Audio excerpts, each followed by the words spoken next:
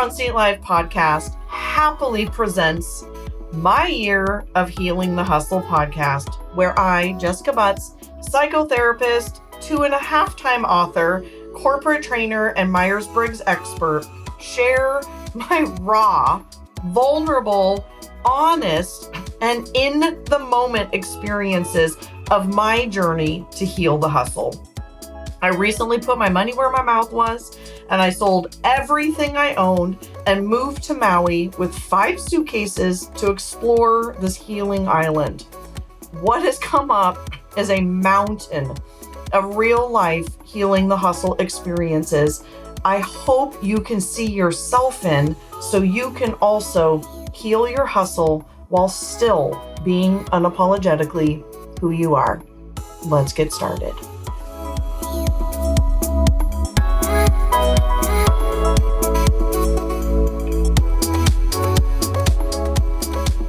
Welcome back, everybody. I am very excited about this episode. I'll be honest, I'm a tiny bit nervous about this because I'm going to be sharing some really honest stuff, as I promised I would. I promised you the last episode that I would super duper keep it real. And I think I actually forgot to say in the first episode. So I will start this episode by saying a big part of the reason that I am sharing as I go on my Healing the Hustle journey is that I want to be talking with you, not at you. Part of the reason I'm really disgusted with the coaching industry, as I shared in episode number 1 last week, or whatever episode it is, but episode 1 of this new Healing the Hustle series, my Year of Healing the Hustle, is that I'm sick of coaches acting like they're fucking perfect, like they've got all their shit together. It's just such bullshit. It's such bullshit, and I'm just sick of it. So part of this series, this Healing the Hustle series, and the fact that I cannot freaking write the book because it's not over. I'm literally in the middle of it. I have all these things coming up in my life at this recent move to Maui that are triggering all of my old wounds and all of the stuff coming up for me right now. And so I just decided, by the nudging of a couple of very dear friends of mine, you know who you are. You know who you are. A wonderful gentleman and a wonderful woman in my life. I think I gave a shout out to Nadia. I'm giving you full props for nudging me in this direction. And I am excited to share about it, but it's really, it's a lot to be sharing. So I guess I'll just start by saying that.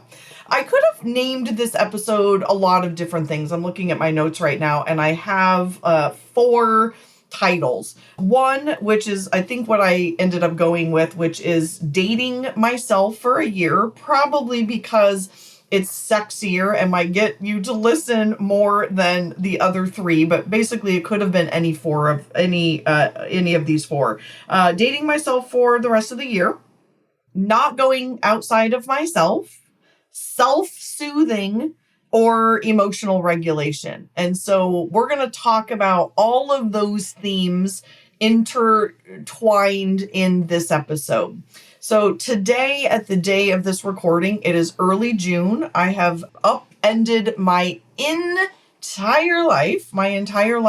I left a relationship. I sold or gave away all of my belongings that I have been accumulating for the past almost 49 years. My birthday is in less than a month, a little over a month.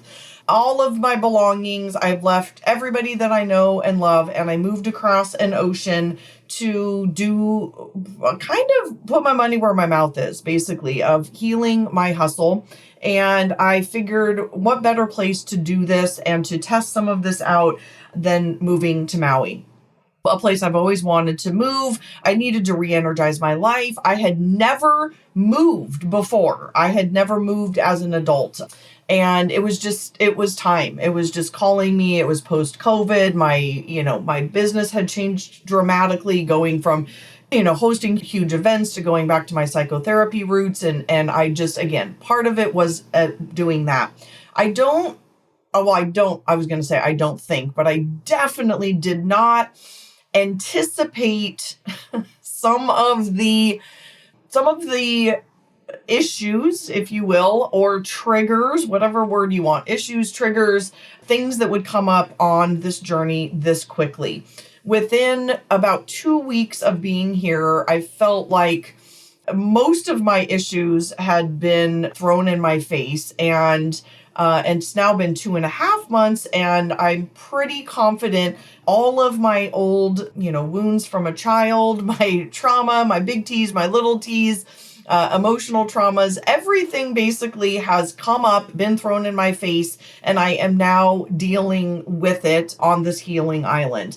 And so part of that is what I want to share with you today, and why I have decided, through hopefully some funny stories about what's been coming up, why I am taking the rest of the year to self-soothe, do some emotional regulation, stop these dopamine hits from outside of myself, stop the chaos, and really dating myself for a year. So let's start with a couple of background things. So I am somebody who likes newness. I like a lot of newness. As an intuitive type, most of my listeners are intuitive types, not exclusively, but many of you are intuitives, which is the N. It's very rare. It's only 25% of the population. And we need, not want, we need newness, not necessarily spontaneity. Spontaneity is more for the last letter in the Myers-Briggs. So let me do a quick background here of introversion and extroversion. Is our energy, where we get and give our best energy. The second letter of Myers-Briggs is the sensing and intuition. 75% of the population are sensors. They are perfectly fine living in the moment. They are much better at the here and now. They are much better with like day-to-day routine. For intuitive types, this is the thing that I was just referencing. That is kind of death to us. Day in, day out routine. As I talked about in the first episode, this is part of why I didn't have any babies, why I knew that life would slowly kill me. I am just, and again, many intuitives, although we are a very small part of the population, we need this variety and newness in our lives. And then there's thinking and feeling, and that is how we make decisions, either with your head or your heart. Are you a logical decision maker, or are you a heartfelt decision maker? I am like almost 100% my heart, and it gets me in plenty of trouble with that, but being apologetically who you are. And then the last letter is what I was just referencing, is the J and the P. So if you combine N, the intuitive, with J, which is what I am, that is the entrepreneur. Very structured, organized. I have been accused recently, in a cute way, of being an overthinker, and I that is like the understatement of the century, because I am always planning, right? This is what J's and P's do. J's are organized, decisive decision makers. What's next? How can I change my life? How can I make my relationship better? How can I put out a podcast? How can I write a book? What can I do next? Oh, I'm going to go live in Malaga for a month. I mean, I'm definitely thinking about these kinds of things. This is the J. The J is the doer. I got things to do. What are we doing? When are we getting together? Let's have a plan. Big picture, certainly lots of variety, but likes a frickin' plan. P's, on the other hand, that's where that word spontaneous comes up. J's, myself, I think I'm a shitload of fun, but I am not spontaneous. I'm just not. I need a plan. I need to know what's going on. Sometimes a day will unfold and I'm like, oh, that was so fantastic and fun. In fact, I met these wonderful, amazing people here a couple weeks ago, and I meant to just have a day at the beach by myself, and I ended up meeting this couple and their sister, and I literally spent the next 8 hours with these total strangers and had the most freaking fun I've probably had since I got on this island. We just had the time of our lives. So shout out to Veronica and her sister and husband. We just had so much fun. But that is definitely not my norm. My norm is, what are we doing? When are we doing it? When are we getting together? What's the plan? I'm thinking about those kinds of things. So there can be newness in a plan, and then there can be newness and spontaneity. And so I just wanted to talk a little bit about that before we jump into all of this other stuff, because that need to know what the plan is part of, it's the J and the P. It's the beer and the doer. It's why I have the one and only tattoo I have on my body is the word be. And it's on my arm, on my left arm, staring at me every single day under the bracelet I wear almost every single day. And I'm staring at it right now as I'm talking to you as a reminder to stop overthinking so much and to stop planning all the time and try to be in the moment. And it is not my natural way of being. It's the only part of our personality type that we don't get to say, hey, I suck at this, so I'm not going to do it at all. So if you are listening to this and you're in a relationship with someone and trying to navigate this, this is a point of, what's the word I want? Compromise.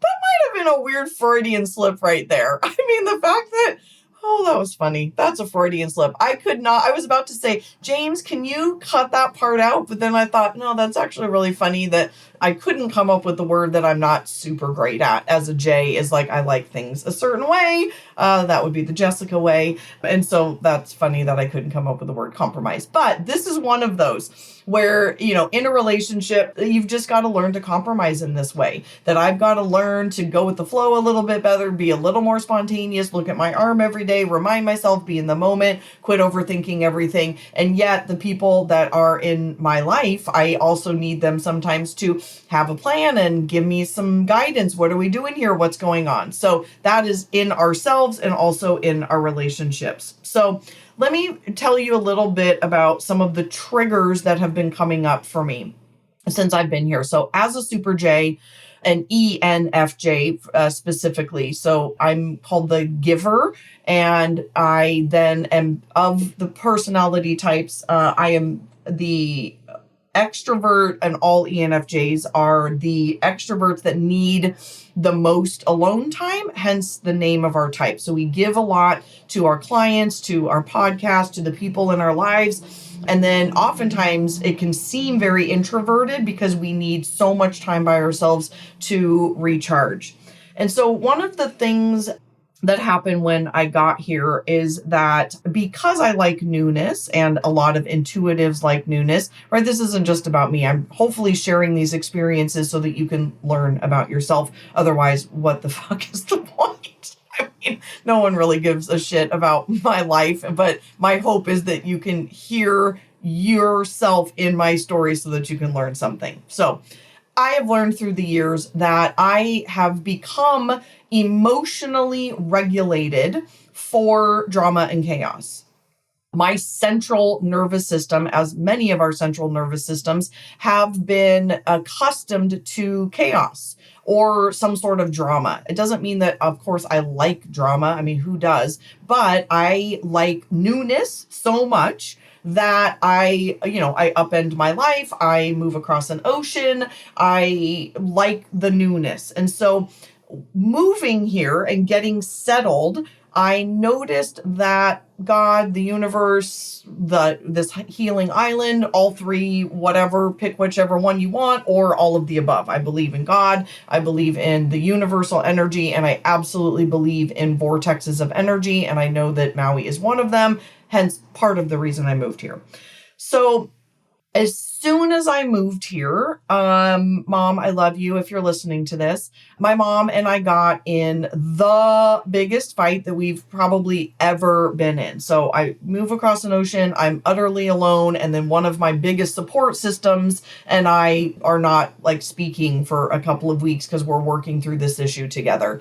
It caused a lot of chaos. I will say a big part of it, most of it was my fault. I will just give credit there to myself that I was not very emotionally regulated at the time. I think some of you know I'm going through perimenopause, and hormones are a real deal.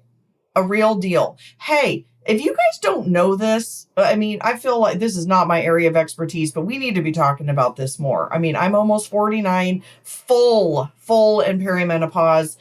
The hormone imbalance is an absolute thing. It's an absolute thing. I see it in my clients right now. I've got friends that are dealing with it. I mean, they are so lucky that they do not have to deal with this. I mean, in addition to everything else going on in the world, like for us to have to deal with these hormonal imbalances is really intense. I straight up have weeks where I just want to murder everybody and I don't want to talk to anybody and I need to hide and I'm just emotionally not very regulated.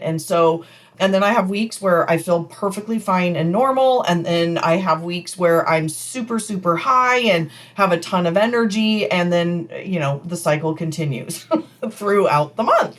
It's a bit of a roller coaster. So I was not emotionally regulated. I pulled some bullshit with my mom. She pushed back and, shit hit the fan. So that happened right away. So I am here trying to be calm, trying to be content, working on my Zen. And almost the second I got here, this happens. And all I can think about is how to heal this with my mom. We're fighting. We're going through things. We've totally healed. I think we're better than we've ever been before because we both love each other very much. And we are both, working on our shit and, can own our shit. And so that happened. And then I think the universe threw me another loop, which was there's weird laws here in Maui. There's just different rules in every culture and every environment. And I'm renting, which I'm very, very grateful because I'll be honest, I'm not sure what my long-term plan is. And I almost bought a place, but everyone told me to rent. And I'm just, I'm a stubborn ass bitch. And I was like, no, I'm going to just buy something. And they were all right. So I'm glad that I rented. Anyway, the point is that I love it. It's in an ideal location. I have great neighbors. I feel super safe as a single woman here. It's adorable, all the things. So they are selling it, which is totally fine. But they tried to kick me out of here. And that caused more drama and chaos. So I spent 2 weeks with this kind of, getting settled, first of all, which was drama and chaos. And then my central nervous system was with my mom, total drama and chaos. I can't sleep. I'm thinking, through these things at night. I am the opposite of calm and content. I am totally spun up. It's just, this is what my central nervous system was used to. So I'm creating this chaos. I created that. I want to be very clear. I did not create the second chaos, but the way I responded to it did. So this realtor is basically bullying me. I mean, she knows that I'm a therapist. I'm seeing clients. Don't fucking call me. Don't send me text messages. And she's just blowing my shit up. She's just, call me, leave. I mean, just incessant messages all fucking day long. And what I could have done is just not let it bother me, learned what the rules were, which are I have my lease supersedes you selling this. Period. End of story. Instead, I got spun up in it. I lost sleep over it. I bit somebody's head off that's important in my life, and I bit their head off about it, and then that caused a problem. So talking through this is really embarrassing. And now you can maybe see what I was talking about in the beginning, that this is like really vulnerable to share, but I hope that you see it in the way that we can create this like chaos outside of ourselves. So the whole Healing the Hustle is about going inside and spending time cultivating an environment of calm and ease. And again, my emotional dysregulation, or allowing these things to become a thing versus just learning what the rules are, setting a boundary, or saying to my mom, take in a deep breath, which is what I should have done instead of sent her this bitchy text message, which is what started this whole thing. That is my lack of emotional regulation built off of my central nervous system as an NJ wanting some newness and drama and chaos in my life. So I am being tested by the universe, by this healing island, by God, by whatever, that do you really want this? Because then let me show you all of these fucking ways that I can basically poke the bear. And I fell for the bait every fucking time. So I fell for the bait. So luckily cleaned it up with my mom. Thank God. I cleaned it up with this realtor. I just shut that shit down. I absolutely let it rock me. I absolutely let it bother me. I'm embarrassed to say that, but you know what? This is what we're here to do, is learn. So I finally just shut that shit down and just said, I'm staying. Basically figure your shit out. And it also triggered all kinds of things about being a woman, of like, would they have pushed back on me if I was a man? I don't know. I got really like spun up in the patriarchy with that too. And then I was like, oh, hell no, I'm not going to be a victim. Like, I am absolutely the furthest thing from a victim. I am empowered. I do what I want. I move across a fucking ocean. But it triggered all of this gross stuff in me.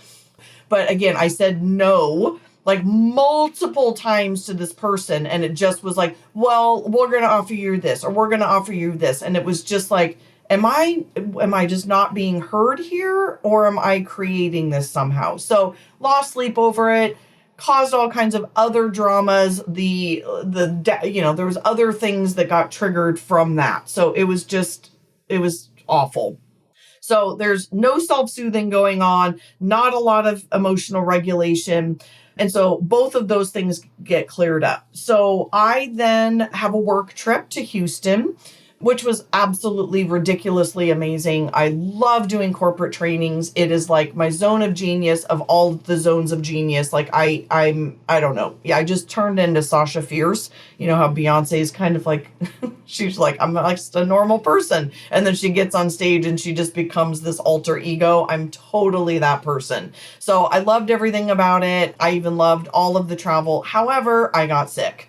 I did not have COVID. I took a ton of tests, but I just got an ear infection. Up and down, up and down. I had like 3 flights there, 3 flights back, and I ended up losing my voice and just more chaos. More chaos. My ear was plugged for 2 entire weeks. It was one thing after another. So what do?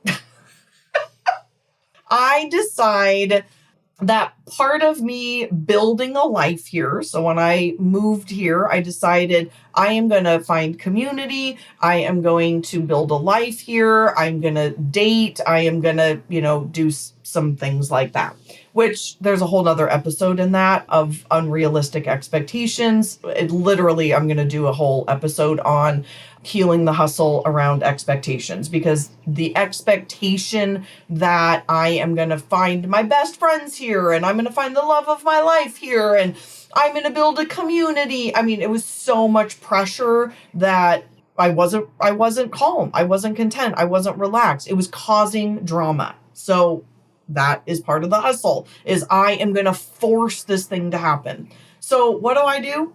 I get on Tinder like a idiot. I have not dated for like 4 years. I was in a committed relationship for 3.5 years. So I guess 3.5 years, but haven't been with him for a while. So I guess almost 4 years I haven't dated. I've never been on Tinder, but I was just like, let's just see what happens. This will be fun, they say, right? This will be fun. Oh, my Lord in heaven. That just, it just triggered, I just forgot the chaos of dating. Oh, I just can't even describe it. For those of you who are dating, you know exactly what I'm talking about. And specifically on a dating site. So my phone just blew up, and it was just dopamine hit after dopamine hit after dopamine hit. I mean, just message after message after message after message. And then, I'm an idiot and I give my number out to a few people and it's blowing up, and let's do this. And then of course, all these men here are super spontaneous and like, hey, do you want to get together right now? I'm just like, oh my God, mama does not do this. Oh my, this is just cuckoo. So that was also contributing to chaos, drama, and things outside of myself.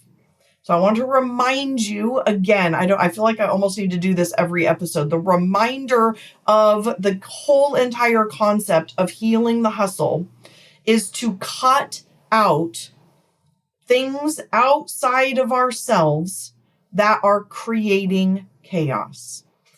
And yet, here I am, just unknowingly like, oh, this will be fun to just go on some dates and, yeah, I don't know, maybe get some smooches here and there and just have some fun. Yeah, forgot about the chaos. And I shut that shit down. I just shut it down. There's one person in particular that was just, it was hysterical, the chaos. Like, we went on one date and it was then like, you're my person, you're my wife, I'm putting a ring on this shit. Like, why aren't you inviting me to this? And what? And I just was, I mean, I rolled my eyes probably every single day and messages flying back and forth of like, this is not what I'm doing. This is not what I'm interested in. And it was also a really great opportunity for me to practice like boundary setting of, yes, if you would like to date me, then you need to ask me out on dates. Like, I am not coming over to your house and doing whatever. Like, this is not what I'm doing here. And if you cannot hear what I'm saying to you of, I need you to ask me out on a date. And it was very interesting. This is a super duper side note, but I will say this. So I'm also practicing being in my feminine because I'm kind of a ball busty bitch. And so being in my feminine is asking for things like that. No, I need you to ask me out on a date. And the response I got was amazing. It was, no, I need you to show me interest by like driving over to my workplace or come over to my house or whatever. And I just was like, this is perfect. This is a perfect, like, absolutely not.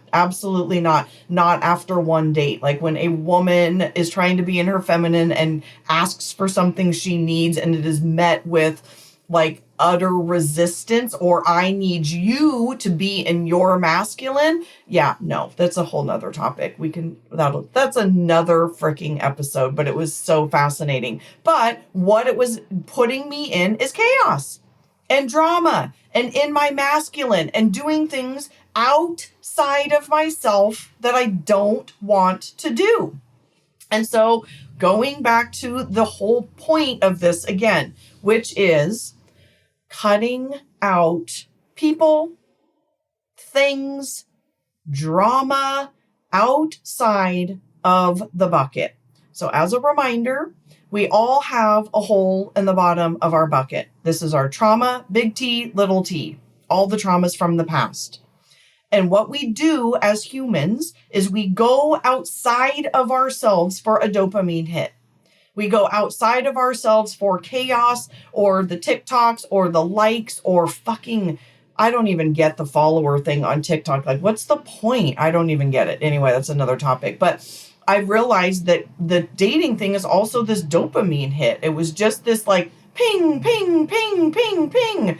And I am not here for that. I am not here for that. That is not what I am doing right now in my life. Of course, if I meet somebody organically, fan-freaking-tastic.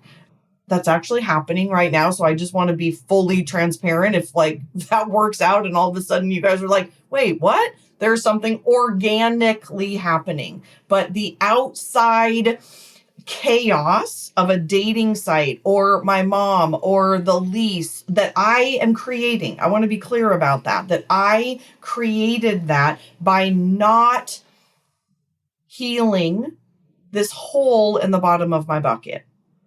It is not about going outside. It is not about arguing with other people. It is not about arguing with this guy about like, if my needs are valid. Fuck that. I'm not doing that right now or at all or ever again in my life. Like, that is something that I get to choose at this time in my life is not something I'm interested in doing.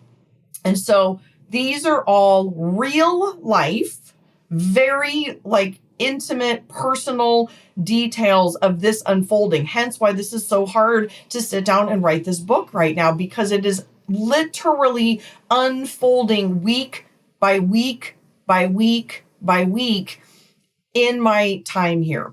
And I've gotten very clear that at this moment, creating or the pressure or the expectation of creating a forever, it's getting me choked up, that creating a future here is not what I'm doing right now. It is about the practice of exactly what I'm trying to preach to you. I'm like practicing what I'm preaching, which is acknowledging it, seeing it for what it is, not going outside of my bucket to fill it up.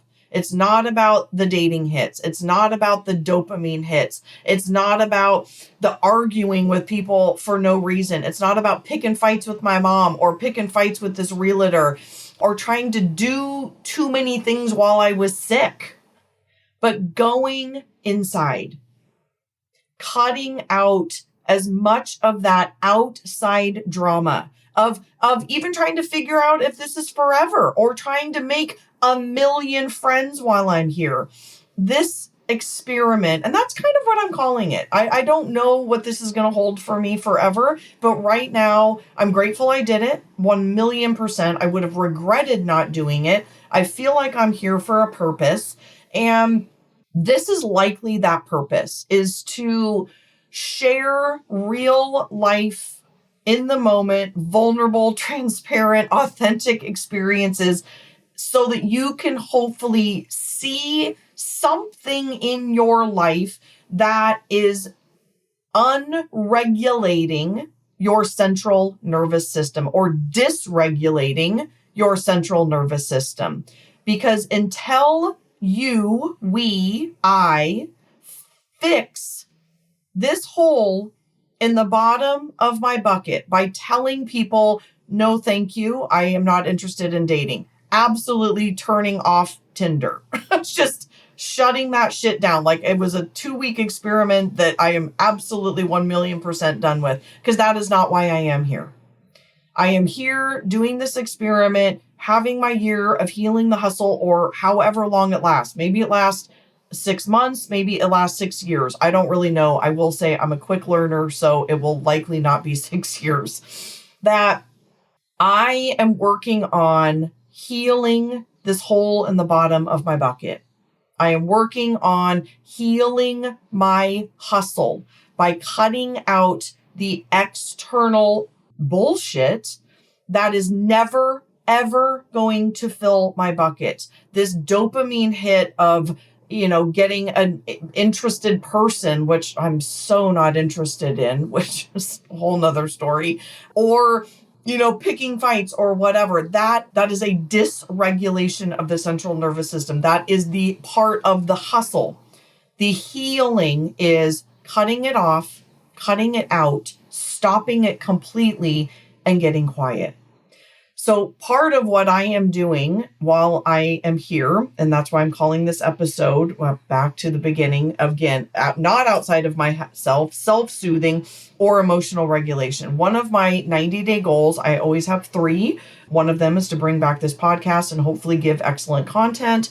Another is another business thing. And the third is to self-soothe and to date myself.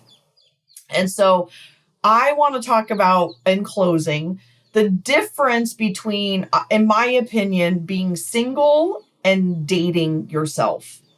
So I know a lot of single people that don't do stuff. They don't go out. They don't do anything. They stay home. They watch Netflix, which is totally fine too. Trust me, I've done that as well, and it's glorious. But what I'm doing is I'm doing everything that I would normally want to do with a partner by myself. I'm going to Merriman's, one of my favorite restaurants on this island. It is gorgeous and romantic AF. And fuck that. I'm just going to do it by myself. I'm going to bring my journal and a book, and I'm going to take myself on dates. I'm going to Fleetwood's by myself. I mean, I do a lot of things by myself, but the mindset shift has shifted in that I'm not expecting anything. I'm not trying to wait for friends, which I kind of really never do anyway, but I'm just doing all of these things on my own on purpose. So Monday, Memorial Day, I went on a boat cruise by myself, which I've done before, but I went with this mentality. So I had a couple friends that said they might be interested, and I was like, I don't want to manage anyone else's energy. I want this to be day one of dating myself. And going on that kind of excursion by yourself when everybody is with someone else, it is a test in all kinds of things. It's a test of empowerment. It's a test of, can I sit here by myself and be very happy? Can I swim in the ocean by myself? I mean, I'm a little bit, that sounds funny to have moved to Maui, but I'm a tiny bit afraid of the ocean. I saw Jaws. My fucking parents took me to see Jaws. God, what morons. I love you too, but geez Louise. When I was like 5 years old, I couldn't sit on the toilet for years after that. I had to like be held up. I couldn't swim in a pool. So anyway, I'm fucking scared of sharks. Like a crazy person. Snakes and sharks. But to go swimming by myself, I mean, and I'm just doing it. I'm out in the clear blue waters. I'm snorkeling by myself. I wore earbuds. I'm rocking out. I don't give a fuck what anyone thinks about me. I had the best day. I had the best day. I mean, I eat by myself almost every single day. I don't cook, so I like have healthy smoothies, and then I take myself out to eat almost every single day. So that to me is just simple, but it's this new mindset of I am intentionally dating myself. I am intentionally sitting in my own company. I am intentionally taking myself out on a gorgeous date. I am intentionally putting on a beautiful dress and putting on some makeup and getting myself cute. And I am going out to heal, to repair this hole in the bottom of my bucket, because nothing outside of myself, no other person, no other man, no friend, nothing outside is going to heal me but myself, so that I can be absolutely the most whole version of myself. So I will share this other story in my solo trip episode, which will be next week. But I got a rose quartz necklace, and after this fight with my mom, this is so powerful. After this fight with my mom, I noticed that it was broken. I broke it. I didn't even notice it. And it had been hanging around my neck, bumping up against my heart, and it was broken. And so when I did my last solo retreat, which I will talk about in an entire episode about why I think they're so important, I never know the right word, like gifted it to the Buddha. I don't know if that's the right term. Gifted it, donated it, sacrificed it. I mean, that sounds very like old religion. I don't know. That sounds crazy, but I gave it away as a symbol of like my brokenness. We're all broken. We all have big T's, little T's. We all have trauma. We all come into ourselves and relationships and new experiences with a hole in the bottom of our bucket. And so part of that moment of whatever, again, giving that broken rose quartz to the Buddha was a declaration of dating myself and a declaration of cutting out any of this outside drama, noise, anything, so that I can be my most whole self for myself, for my clients, for you amazing listeners, and for whoever is going to come into my life whenever. this person is going to come into my life so that I am my absolute best self at 49 years old as a whole with a very, very small hole in the bottom of my bucket so that I can come more fully. So that's it, my friends. That is the stories of me dating myself for this year. And again, self-soothing, emotional regulation, not going out of myself. I hope that you have learned something. I love hearing from you guys. If you would love to, I would love it back. I mean, hopefully you don't hate this. If you do, I guess you can also leave a review, but I hope that you feel like this is 5-star worthy and can give me a review on iTunes. If you feel like sharing it, somebody you know needs to hear it, or tagging it on Facebook, please tag me. I love some good Insta story shares. I am healing the hustle on Instagram. Please always tag me. I will 1,000,000% reshare it.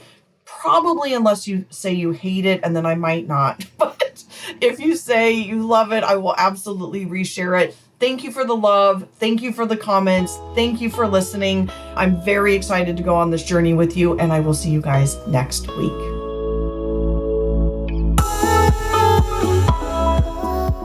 Thank you so much for listening. My guess is if you made it all the way to the end of this episode, then this content is resonating with you.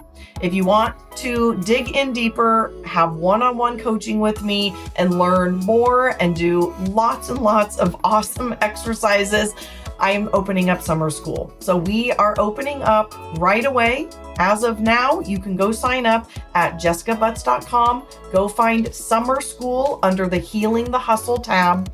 And we are going to have an incredible summer together. It is a private group, a very, very small group, very tiny group, because I don't have a lot of availability, but it's going to be a small, intimate group. We are going to be off of Facebook into Mighty Networks.